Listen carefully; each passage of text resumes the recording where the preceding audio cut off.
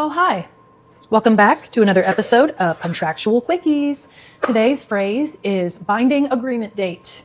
This one's going to be where all of your deadlines start from. You put an offer in that's signed by you. The seller accepts it. That's signed by them.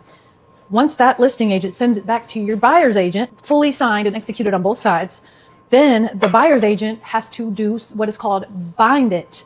So they have to basically stamp it saying, hey, I've received this fully executed contract and I recognize that, and now it is bound.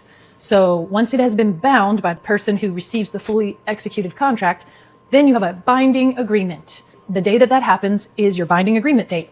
And so binding agreement date is going to be the jump off point for all of your deadlines. Any performance deadlines that you have in your contract, like your inspection period, due diligence period, your resolution period, your contingencies, all of that stuff. Your binding agreement date, day zero. Let's talk about inspection period. Let's just say you have a 10-day inspection period in Tennessee and your binding agreement date, you're bound today. Today is day zero. Tomorrow is day one. And you'll keep counting 1, 2, 3, 4, 5, 6, 7, 8, 9, 10. At 11:59 p.m. on day 10 is when your inspection period ends. In Tennessee, if your performance deadline ends on a federal holiday or weekend, then your deadline will roll over until the next business day. Let's just say it ends 11:59 on Labor Day.